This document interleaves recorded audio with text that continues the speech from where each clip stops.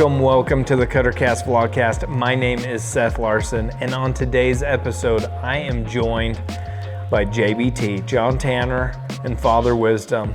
We sit down to discuss a hunt we went on earlier this year in September in Wyoming. Father Wisdom had an elk tag, and all three of us had mule deer tags. We went there with some pretty high expectations after some things that we had discovered and learned and were told. And you're just gonna have to find out how it goes. Before we get into that though, I do wanna let you know that on the Canvas Cutter website, we've got a bunch of new hats on there that I think you're going to love. So head on over to canvascutter.com and check that out. And also Black Friday and Cyber Monday is coming up, and we have some killer deals. So make sure you're keeping an eye out on those. And spoiler alert, we have our 12 Days of Christmas giveaway coming up as well. And we've got some sweet prizes that we're giving away. There's gonna be a lot of winners every single day. We're super stoked about it.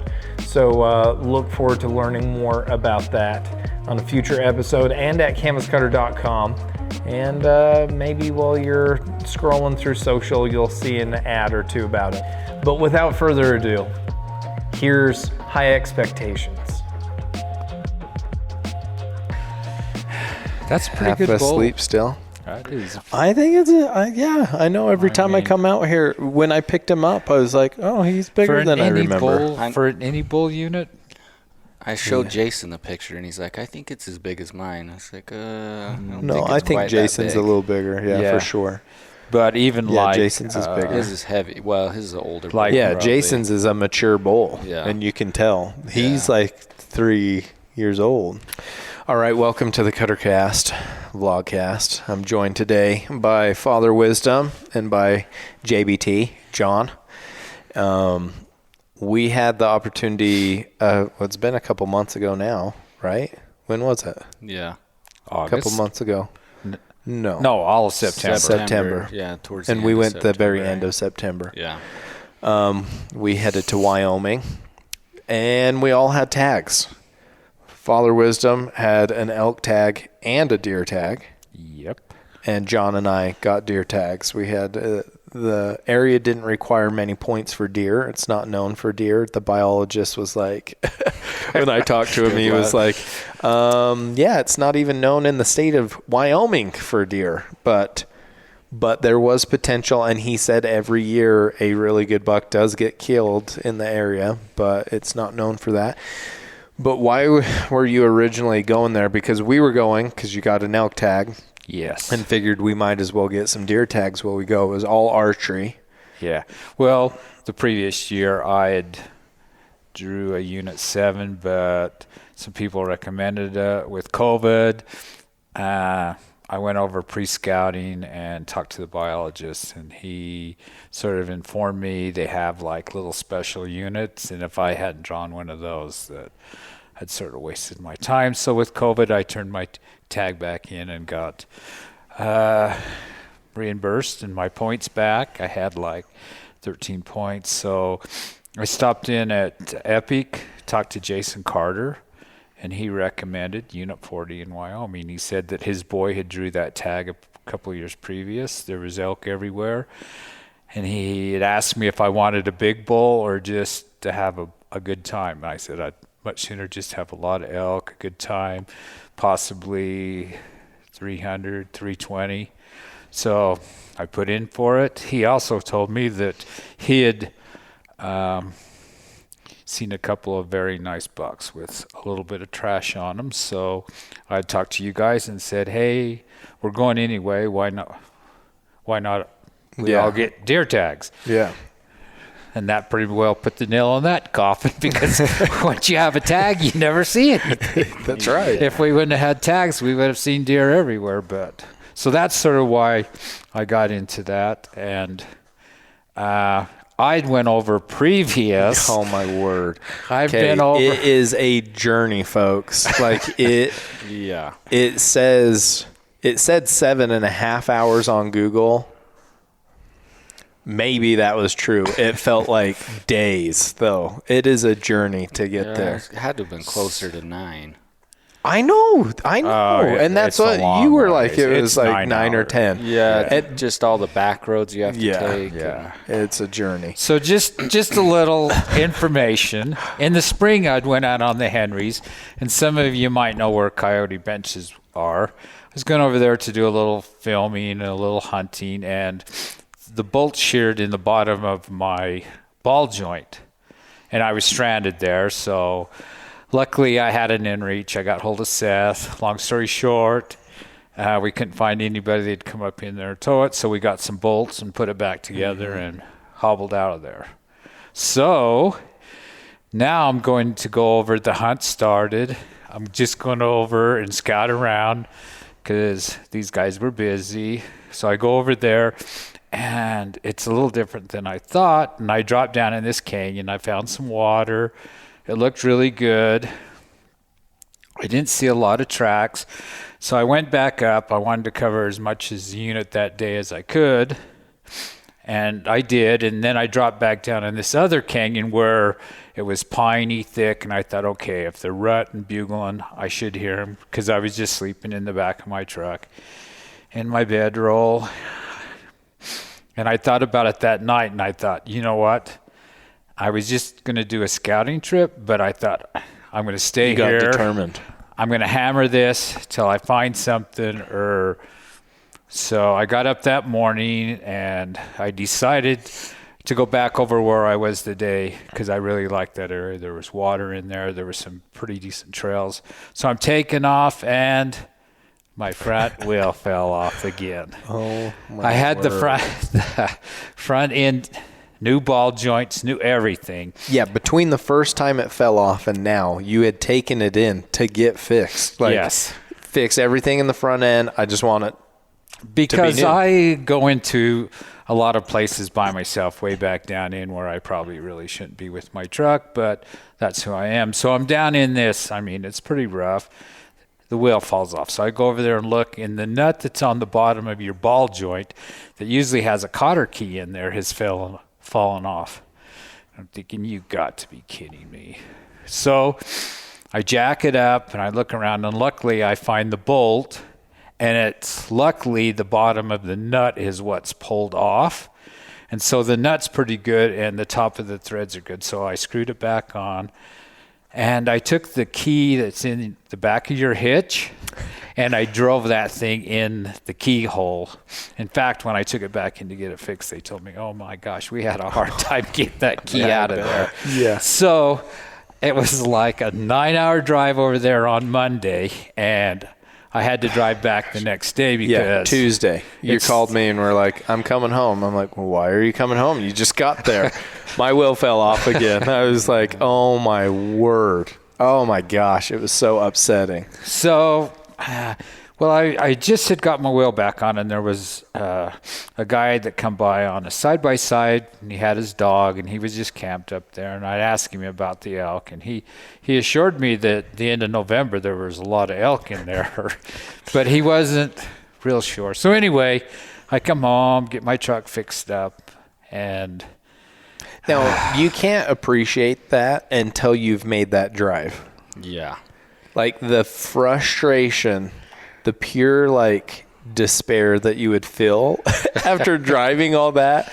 And then the next day having your wheel fall off and having to come back home is just, that would be, that's a hard one. At first it's a real sick feeling knowing that you are stranded. That, oh my gosh, how many times is this? Honestly, guys, I've thought about buying a new truck, but I've put so much money into this one. I think I'll keep it, but it's when you get out of your truck and you walk around there and your front wheel is sideways, your gut sort of just thinking the rocking chair at home. Why don't I just stay in that? Oh. But anyway, let's don't. So you were excited, but it was kind of squashed by a will. But John and I weren't able to go at that time because of our coaching responsibilities. Yeah. # shooters. And so we're coaching our daughter's soccer team. So we weren't able to go because we had games and yada yada. But the next week, we got everything organized and we made the journey, the 9-hour journey through. Saw a lot of great antelope the whole way. A lot of good pronghorn antelope. Wish we had antelope tags. Wish we had antelope tags. There was antelope on both sides everywhere and a few like stellar bucks. Yeah. And took a while to get up there, but once we got close to where, we were going up the canyon, and we got close to where I think you had predetermined we would camp, lo and behold, right in the middle of the road, there's like 6 cows and a 5-point bull. And we're like, oh my goodness, yes, this is what we're talking about, baby. Unfortunately, they were leaving the unit we could hunt and going into a unit that we couldn't hunt, but there was elk. Like, we get there and boom, there's elk. So we're feeling really good. And we saw those deer, so I pulled and put my lights on them, and there's another, was it just a little raghorn with them? Yeah. Like, about ready to cross the fence, and it pushed back up. But yeah, we go like a block down the road, and there's all these deer, a couple bucks with all these does, a raghorn bull in with all of them, and they're moving into the unit we could hunt. So we were like, well, this is a good start. Yeah, this is a good start. We pull in right there, throw out the bedrolls, and pass out, and then. Just a little side note. We're in John's truck. So hopefully all the wheels are staying. Yeah. Important side note. John is driving his truck. And so we did get there, all the wheels on. We throw our bedrolls out, have a superb night's rest, wake up in the morning. And I had just finished rolling up my bedroll. It's first light. And I think we had briefly mentioned maybe we should go back down the road where we saw those elk cross and go in somewhere there and call. And I was like, well, in my mind, I thought, well, we saw all those deer. We saw that raghorn like right here.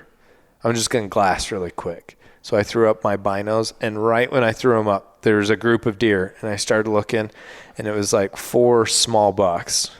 The biggest was like a small 3-point. There was a teeny little 4x4 and a 2-point. Yeah. And there was horns. And I know I was going to help you with your elk and to shoot pretty much any buck that was within range. Like I wasn't going to shoot a booner. It was just like, there's a deer with antlers on its head. Meat. I just wanted meat. And I was like, there's some bucks right there. And you guys are like, you should go after them. And I was like, okay, yeah, I should. All right, good morning. We woke up this morning, got our bedrolls rolled up, started glassing. And there's a couple bucks right here by camp. So we were making game plans for elk. But I might slip up here and see if I can't make a little move on them. They're not far away. They're just right here. And hopefully, who knows, maybe we'll get lucky. So I can grab my bow. They're moving to the pines pretty quick, so I got to get going. So I grab my bow, try to set up a camera.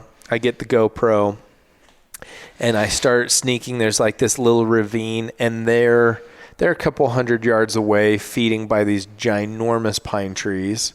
Like this little island of pine trees, and there's domestic cows feeding in the area. And so I found there's like this little drainage. I was like, oh, I'll walk up there and get to the edge of the super thick pines, this wall of thick pines, and I'll walk through those thick pines until I get above those deer, and hopefully they either bed right there or they feed into the thick pines that I'm in, and I should have a shot. So I start going and trucking my way there, not paying attention to directly in front of me at all. And then I look up, and there's deer bounding away right in front of me. And one was a older, mature, he was just a 2-point, but he was like a Wyoming 2-point, like as wide as his ears, kind of tall. And they bound to the edge of the thick trees where I was going, and I'd never had a shot. They moved in, and I kind of followed them and got within 40 yards of the one doe, and the buck was behind her a little bit, but it was just too thick. There's no shot. So I was like, okay, I'll just stick to these small deer. And I had predetermined that I wasn't going to take a shot unless it was somewhat close, because I didn't want to. We were there to hunt elk for you.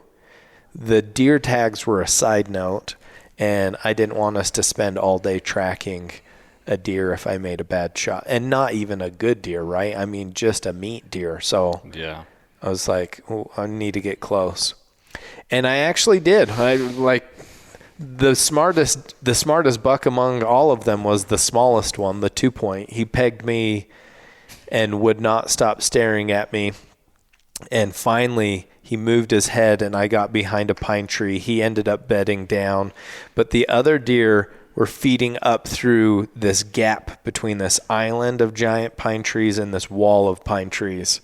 And I had to maneuver my way around to where I could try to cut them off. But 2 of them got to the thick wall of pine trees before I did. And the buck I wanted to shoot in the first place, he was still back. And so I was like, sweet. And he was getting close to the edge. And there's a little gap I had to get across. And I made it across. And I was just sitting there, arrow knocked, and I could hear footsteps. And so I was like, and they were coming towards me. I was like, man, this could be really close, because he got to the edge of that thick wall of pine trees and I could hear him walking. And then I look over to my right, and like 10 yards away, here comes this domestic cow, like just stomping around right past me. And I'm like, oh, it's going to smell me or see me and bust. And they did. They trotted. It did. It got past me, and then 2 more came out, and then they winded me and trotted down. And I went further into the trees, and that buck was like 30 yards right there, broadside, looking at me walk into the pine trees. But I had no shot because all the limbs crisscrossing his vitals. I ended up going up, and there's a trail that takes you to a meadow above that, and I bumped into all 5 of them again. But I had a broadside shot at 86 yards. I ranged it, and that just wasn't going to happen. We weren't going to spend all day tracking a teeny 3-point when there was elk to be had. So I made my way back, and I was confident we were going to fill tags, though. I mean, this is opening morning. The night before, we saw 2 bulls, we saw elk, we saw deer. We woke up, and there's a bunch of bucks right in front of us. Like, we're going to fill tags. This is going to be super fun. I mean, I don't know when I got back. It was probably 8 something in the morning. It was probably gone an hour. Hour, yeah, I would say. And I was like, first hour of the first day we're here, and we already had opportunity. This is superb. And then we decided to go find elk where your will fell off. Yeah. We were going to go look for elk. And this is an awesome spot. There is water, and there is sign. It was just all old sign. Yeah. Yeah, it was a sweet spot. And the little canyon we dropped into. Didn't we hear some, though? Right off the back, there was like a bugle from the direction where we ended up bumping into the only herd we bumped into. But like, we went down there, we called, nothing. We hiked around, there was old sign, there wasn't anything fresh. Well, there was fresh sign on the edge, but it was like a cow had gone in there. It wasn't like a herd had dropped in there.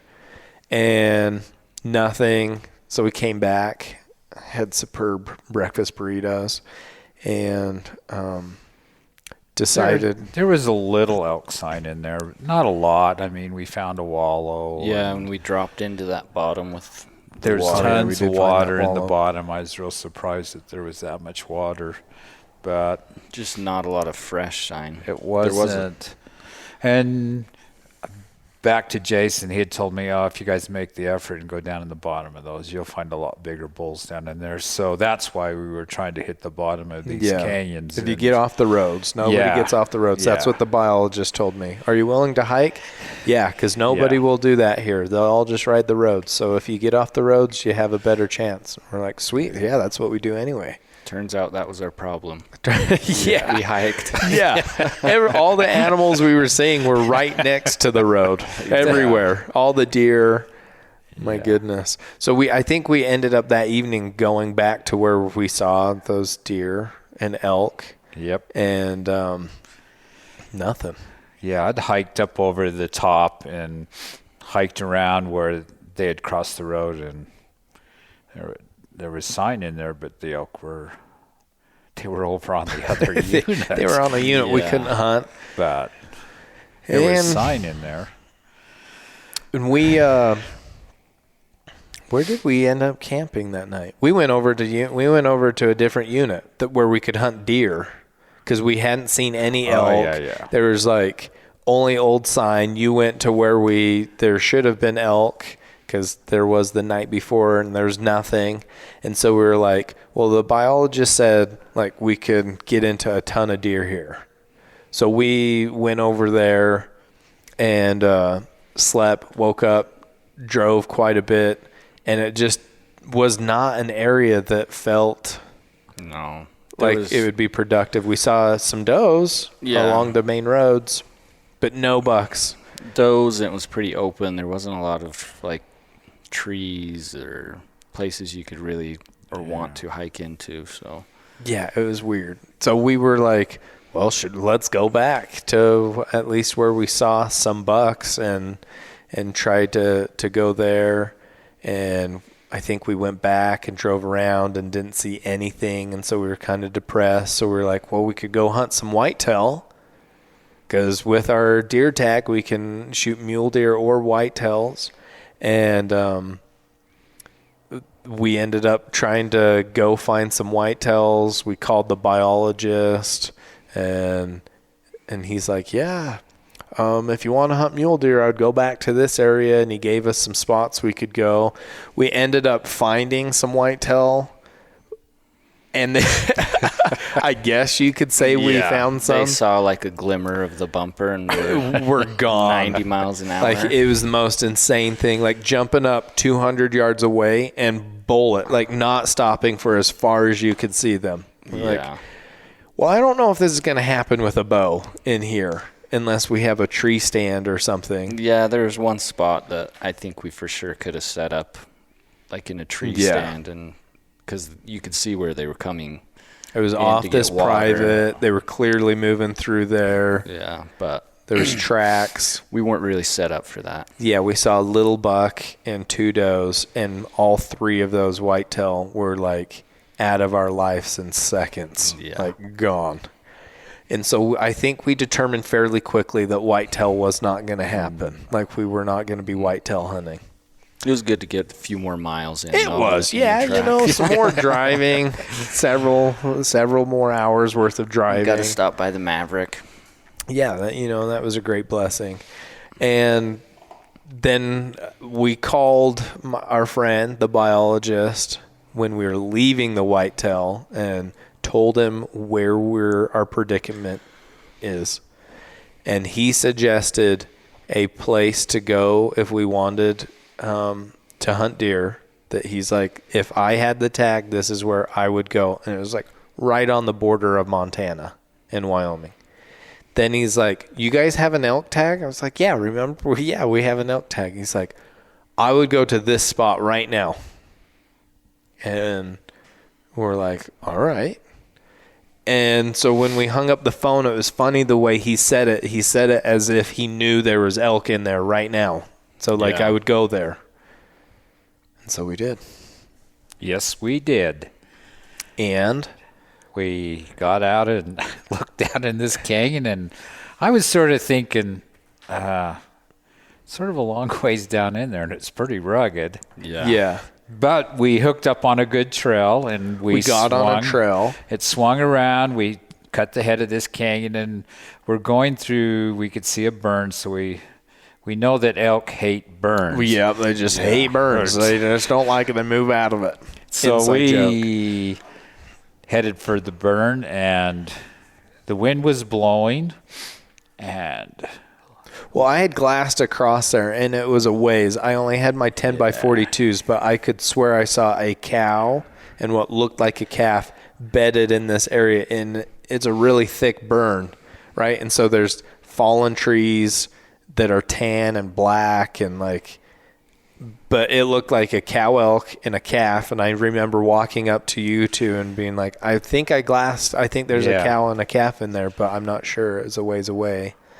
But when we were hiking around there, there was rubs. Yeah, we saw a sign, fairly fresh sign too. Yeah. But I think we were kind of like quickly being depleted, though. I mean, it's been a couple days. Yeah. It's not like we haven't been trying. We glassed a ton. We've driven all over the state of Wyoming, it felt like. We didn't really, but it felt like it. And there's like no elk. And I feel like we're fairly competent hunters. I feel like we're skilled enough to at least glass and find some elk. Yeah. Well, Not that we would kill it, but we could find some elk if they were there. And we hadn't found any. No, we weren't hearing bugles. There was no bugles. there weren't any elk. Yeah, No it was elk super. bugle. And so I could tell you were getting frustrated and just like, this is. Yeah, if there was a deer to hunt, I just like to hunt. Yeah. But we're in the burn. We're walking through the burn, and we get around this, it like curves, and we get around it. And I'm really sort of thinking, okay, we're down in here quite a ways. There's got to be something. No one's been down in here. And so we were going around, and the wind's blowing, and we sort of all suddenly hear a bugle. Yeah. And I'm thinking, is my mind playing Draining some bladders, and all of a sudden there's like a bugle, and it's not like far off. It's like right there. What? There, all of a sudden our spirits are high. And we're like, oh yeah, baby, it's right there. We can get this thing called in. We got our stuff, and we're going to drop down off there. And was it from where we heard the bugle? When did we see the water down there? We walked down a little came further? around, and the wind is sort of blowing sideways up the canyon. That might sound, because I've said like 4 times now, the wind was blowing. It wasn't like there's thermals. No, the wind was blowing. Like storm blowing. And so we go around there, and it's a little bit of a drop down in the bottom, and we spot the water down in there. And then we go just a little more, and we see a spike. Yeah. And the wind is really not, at that point, I feel like, in our favor. No, it wasn't ideal the whole time. No. It couldn't make its mind up. If we went, just looking back on it, if we would have went maybe down the canyon a little bit more and dropped in, but it was really, I thought more. There was a beautiful trail that the elk or cows had zigzagged down to that water. We could go in a lot quieter. And so you guys were saying, let's just follow that trail down in. And so then when we get down in there, I'm thinking, this wind. And that bull keeps bugling, or an elk keeps bugling, and they're kind of moving off a little bit. Yeah. And so I know I was like, we need to get set up. It's not, and it's not sort of the typical. It's sort of like it's bumpy, this weird, rolly, stony hill. It's not like a V where 2 big ponds that we probably should have gone set by one of them. Yeah. I think the thermals would have been better. We and the didn't wind. know there was 2 ponds at the time, but we knew there was a source of water. We didn't know there was 2. So the wind was sort of blowing across from us and a little bit down. Sort of a weird wind. Yeah. And I'm thinking, if they come in on the right side of us, we got this. But if they come in on our left side, they're going to wind us. But time's ticking, and we decide to set up. You guys get it behind me, and I go down, and I'm standing on this tree, and you guys start calling, and the bull starts to react a little bit to the bugle calling. to it. And it was funny hindsight, I know what was going on now, but like sometimes he would sound further down and then he'd be closer and then he'd be further down again. And I'm just like, maybe we need to be super aggressive. Like maybe cows are coming back or something. Maybe we need to go break that barrier.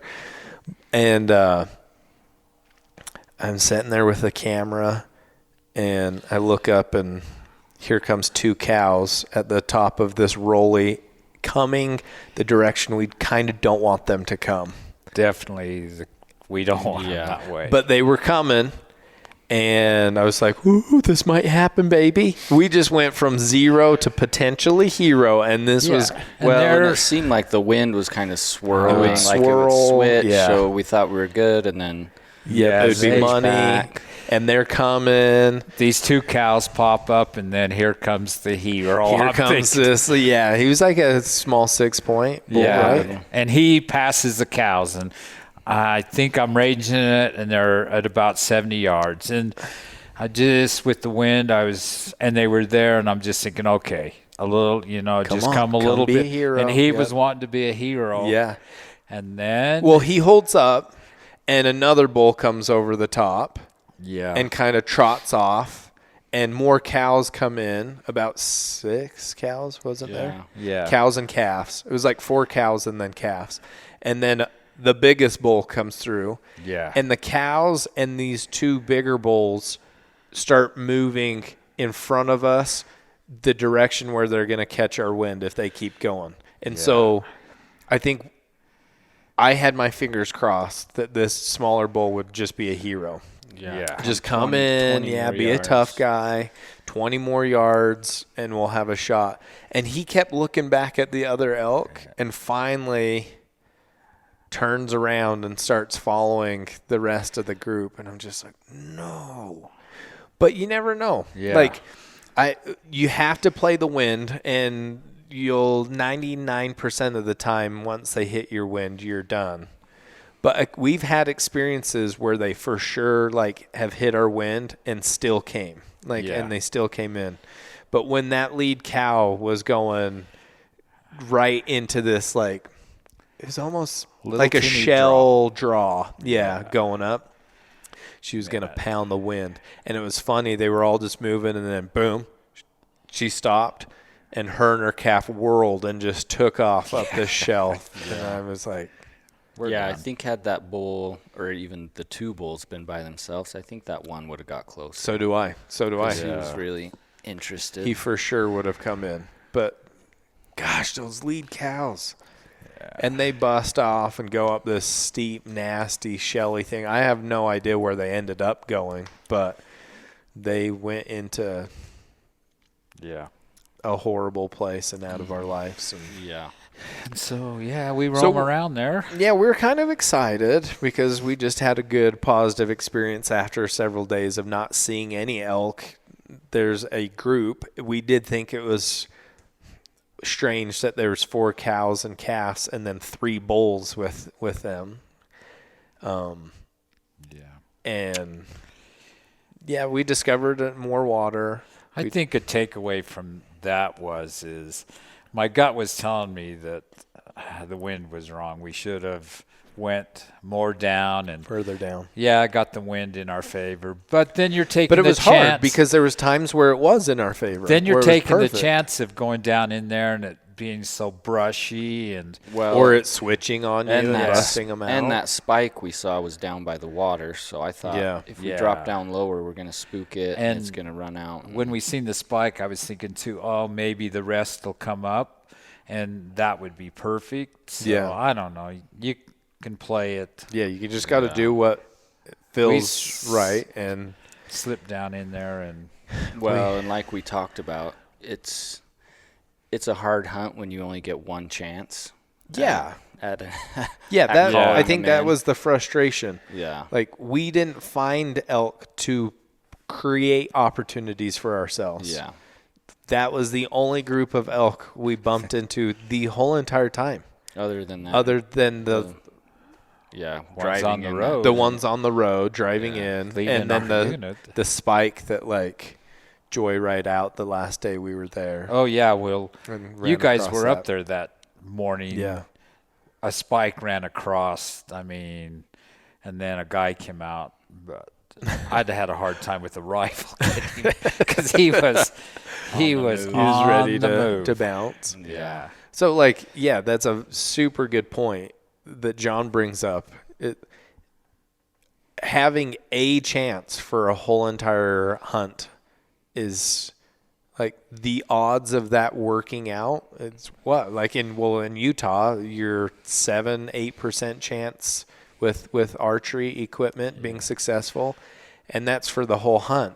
Yeah. You take the 3 or 4 days we were there and only having one chance, like your odds are so stacked against you of being successful. Where if we were seeing more elk regularly and being able to go and chase them and call and try to produce opportunities for ourselves, it probably would have been a different story. But the fact that we got one chance and it almost happened, like 20 yards, and it would have happened.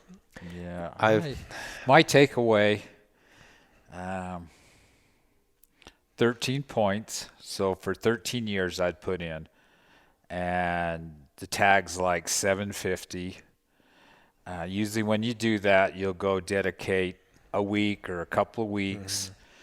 And I probably could have did 2 weeks, but my wheel fell off. Your wheel fell off.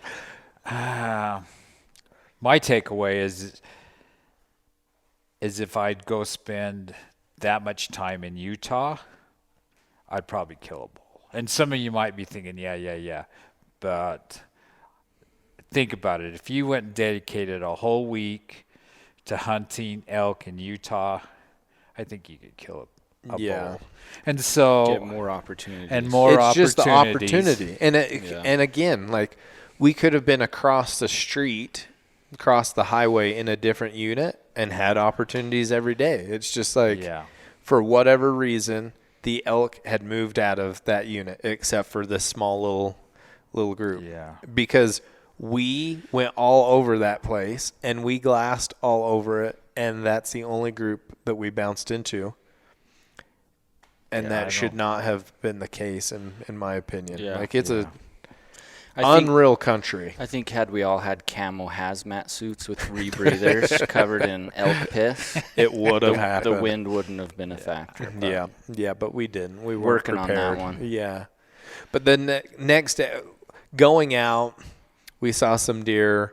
The next day, it had snowed that night. We drove all over. Well, we had went up to where the biologist biologist told us to go after deer. So we went up there, and it's quite a journey on some real. There's a forest fire. Yeah. It looked really close, and then it looked a little further away, but it's like could be there in the morning. We traveled all the way up there. We throw our bedrolls. It's about 10 o'clock. We're not that far away from Montana. Which I'll put a plug in. I mean, we moved around a lot, and luckily the bedrolls are. I'm telling you, folks, the ability to adjust your plans and move and go find other areas, there's nothing better than the bedrolls. I mean, you roll them out, you sleep like a king, you roll them up in a minute, and you don't have to stay where you're at. You sleep comfortable like you're in a wall tent or in whatever you're sleeping in, but you're not tied to staying in an area. We went to 3 different units. Yeah. And every day we could be mobile and move. We went all the way up to Montana by this forest fire in this ended up blizzard on top of this huge ridge. Yeah, we had checked the weather and it was supposed to be like 60-mile-an-hour winds, and we were and a decent amount of snow in the valley, and we're like clear up on top, and we're like maybe we should. Yeah, it's not a great road going. But we're already set up. Our bedrolls. Our bedrolls are out, and so we just pick them up. We didn't even roll them up. We just threw them in the back of the truck, and we're heading. We went further down. Woke up the next morning, a couple inches of snow on us, even down lower. Yeah, I was thinking, John, that was a good move, not staying up with 60-mile-an-hour wind and snowing. But at this point, John and I won't speak for you, John. I'm like 2 point or better I'm flinging. It doesn't matter. Ace deuce or better, which John did pass on a beautiful spike. First day we were there, he's a solid 20 yards off the road, just solid feeding. 20 pounds of meat. Oh, but we ended up going back to where we saw the most bucks, and that same spot as opening day. And John and I went on a little journey hike. We could track deer, which we did. Bumped into a group of does.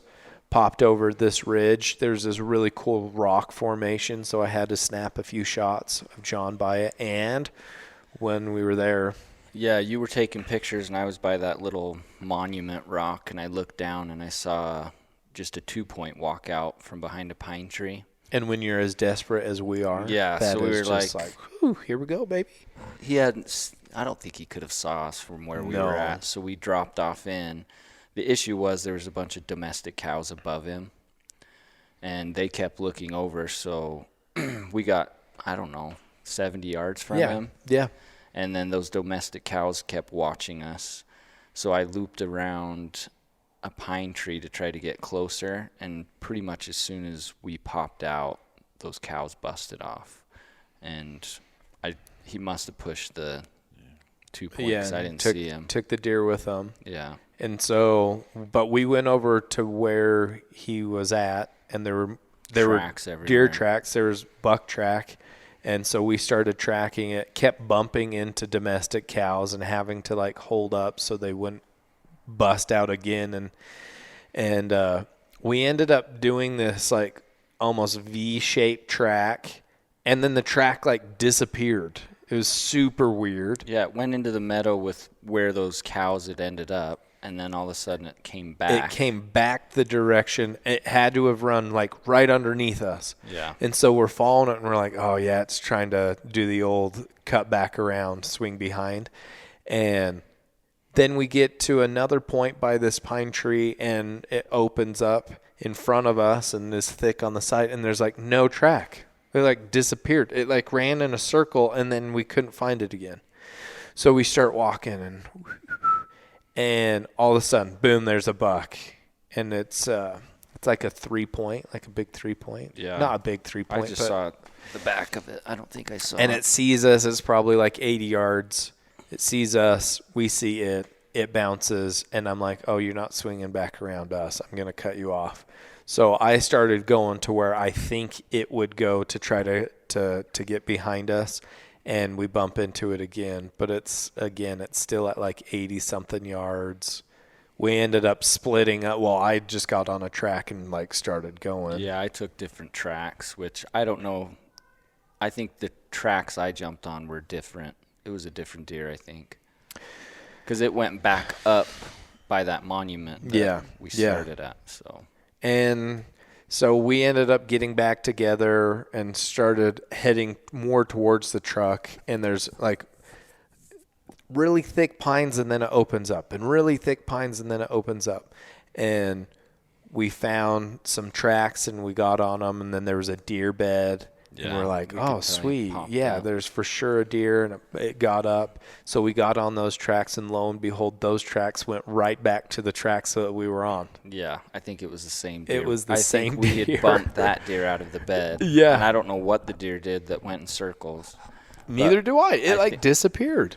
Yeah, I think that aliens had jumped up, and those were the tracks we had followed. So, yeah, and we ended up following tracks all the way pretty much back to almost to the truck, and just never got on anything. And thank you, domestic cows. Yeah. Plus, we didn't mention that all the cowboys had shown up. Oh my word! Get their cows out. So they were pushing cows up and over and. I have never seen so many trucks and horse trailers all over that mountain. Yeah. It was crazy. It was a little bonus for us. So after all the fun and excitement and the lack thereof, I think we decided we had our Wyoming experience, and it was time to get back home. So we tried to hunt our way out, going down the canyon. We glassed a few places, and I just feel like the more desperate I get when I hunt, the less opportunities I have. So I try to act like I want a big deer just so I'll see a deer that I can hunt. Yeah. And the reverse psychology with the universe just hasn't really panned out yet. They gave me a spike and I passed on it. So. They did. And I had opportunities that opening day with a group of 4 bucks, and I did get within shooting range multiple times, just didn't have a right shot.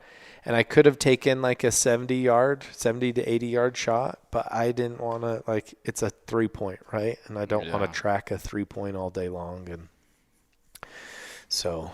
Well, takeaway was we learned what units not to go to in Wyoming. We definitely learned what units not to go to in Wyoming. I think we all got excited about hunting antelope in Wyoming, though. Pronghorn. Yeah. I'm excited about that. I'm also realized that we need more points. You're there. John and I need more points to hunt where I would like to antelope. Hunt. Yeah. How many do you have? I have like 4. I think I have the same. But it's like 11 or 12.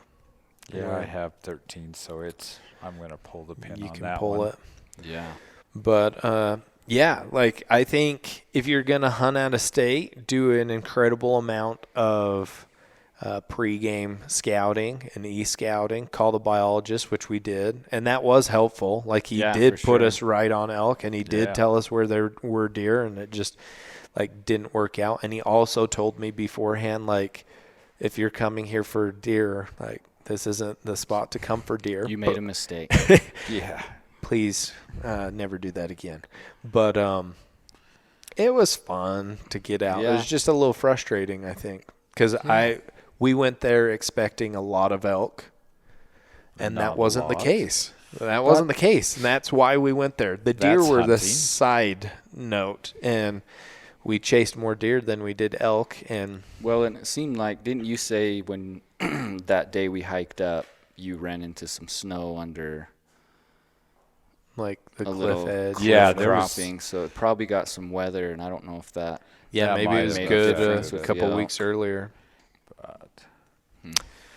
There's no place like home.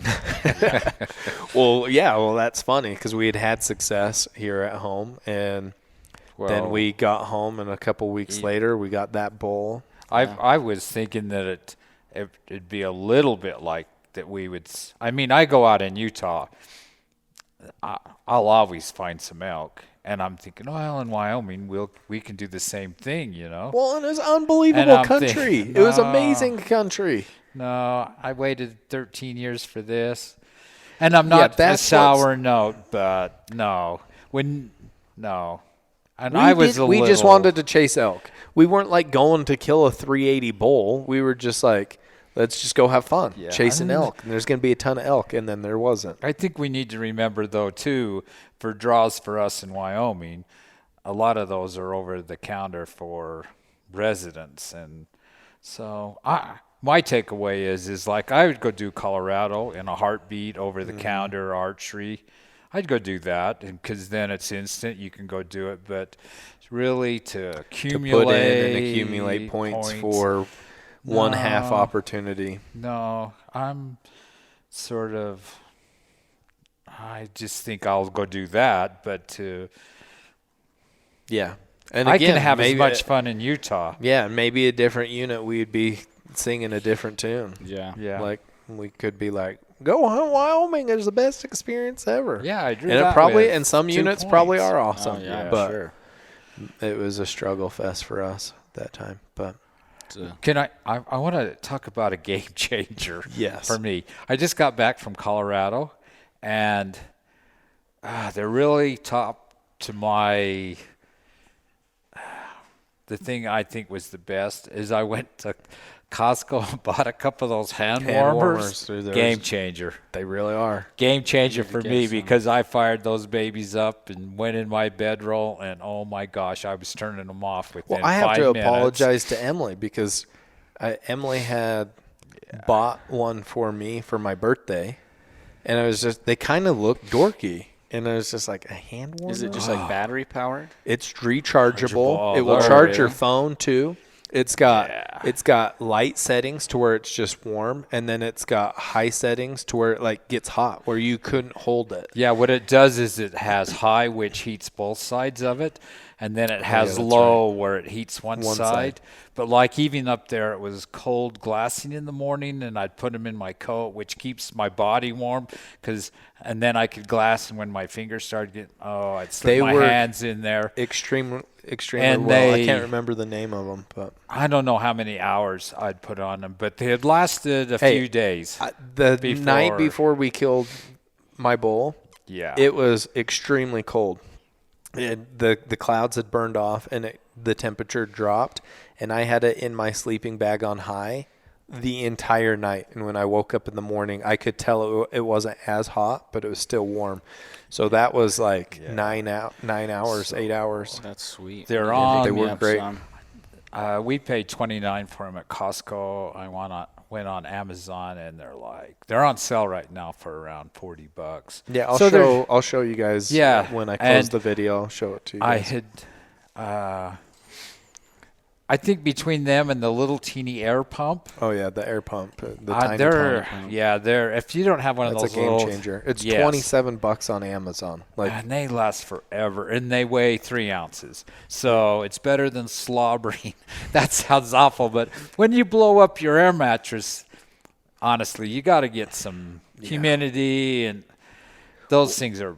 And then you can suck well, the it's air like out 1 too. minute, and it does all the pumping, it'll- and you're not. I mean, unless you like the buzz of being lightheaded, like I've said before. Especially And- now with COVID, you don't want to be blowing your breath anywhere. Yeah, and you can reverse it and suck the air out of your air mattress too. Yeah.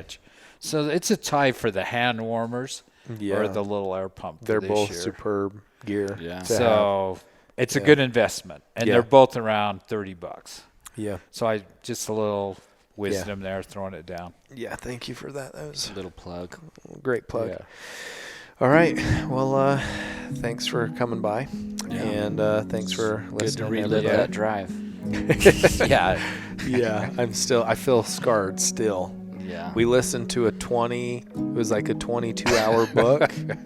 Well, that was a great That book. was a though, great it book. helped. What It was helped. Oh my Blood gosh. and Thunder? Blood and Thunder? a good Yeah, go book. on Wow. Audible, listen to Blood and Thunder. Yeah, it made us appreciate their struggle and our struggle was Yeah. pretty Yeah, minuscule you know, we weren't to cutting Kit socks Carson's. off our frozen feet and stuff like that. But It was a game, a life changer for me. Yeah, That it was Yeah, a it was highlight of the experience. I was the book glad. we listened to. Yeah. Yeah. Okay. Well, we'll catch you next time. All right. Okay. Adios.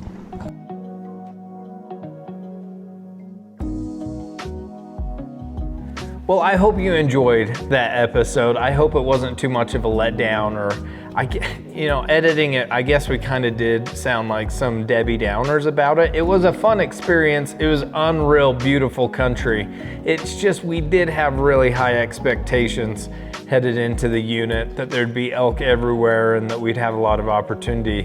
And we hunted really, really hard and only got one opportunity at an elk and really one opportunity at a deer. I guess John did have a solid spike right off the side of the road, mule deer, that he passed on. But it is what it is. It's probably our fault. We needed to do some more e-scouting. We needed to make some more phone calls and maybe get a little more information, but it was fun nonetheless. I don't want it to come off as if it wasn't fun. It's just, 10 and a half hours is quite the drive, and then to not see a whole lot of anything in the days that you have, it's a rough go.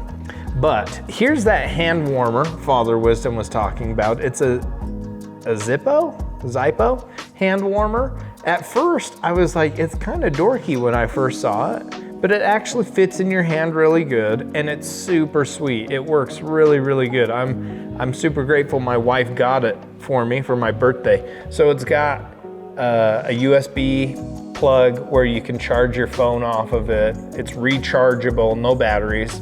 And then I'll show you this. So blue means that both sides are going to heat up, and it's got a low, a medium, and a high setting. And high actually gets really warm. It's super awesome.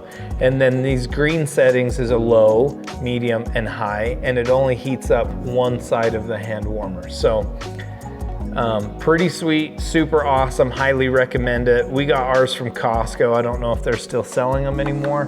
If they're not, I'm sure you can find them online, but it's a good little piece of gear to have.